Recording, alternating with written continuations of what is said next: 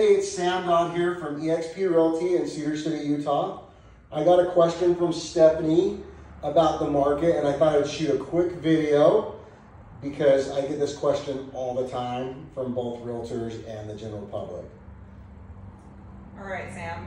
So I've been getting this question for a couple years now. When is the market going to crash?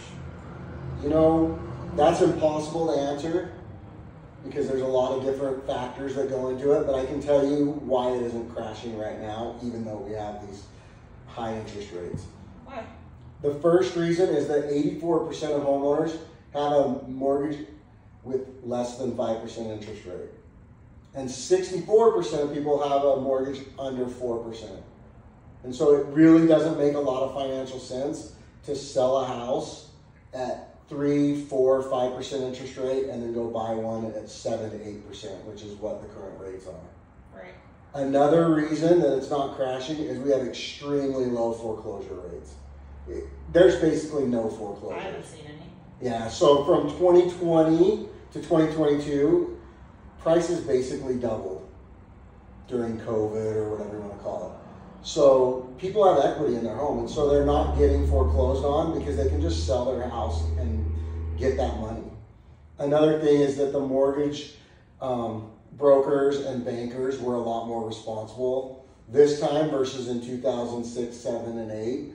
And so people can actually afford these mortgages. They were underwritten correctly. They weren't just giving money to anyone like they were in 2006. And that's all it trying to correct itself from the crash that we did have. Exactly. They learned from their mistakes of basically giving money to people on, negative amortization or no income, no verification, no doc loans. We don't have those. And so, those were a major factor in pushing the prices down. Last time is because the banks, they didn't want to hold these houses. So they would just do an appraisal and then price their home under what everyone else was so that their house would sell first.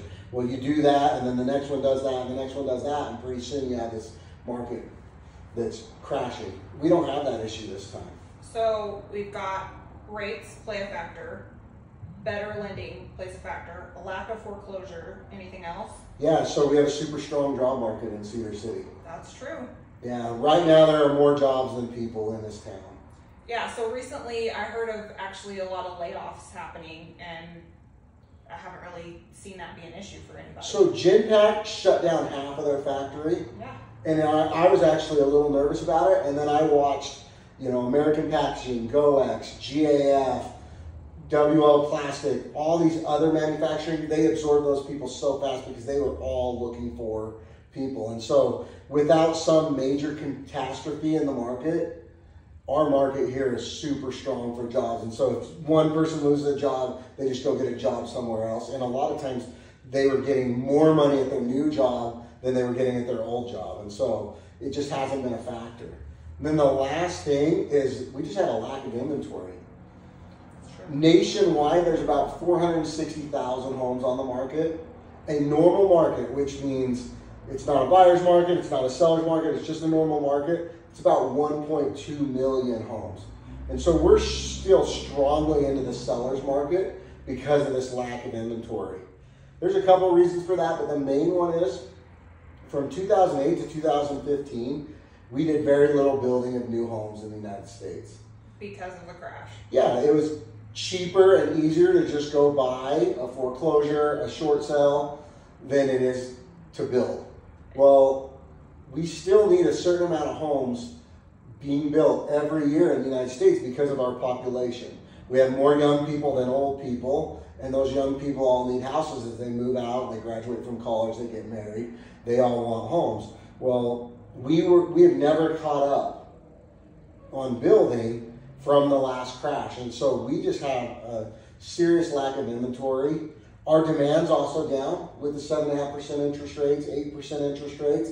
But we have both low inventory and low demand, so we just have a flat market. Versus if we have high inventory and low demand, that's when you see the crash. So that's basically the 4 reasons that the market is not crashing. It's just the same level. Yep. But if anybody has any questions or they want to add anything, please comment below. We'd love to hear your information as well. Thanks. Thanks for your time, Sam.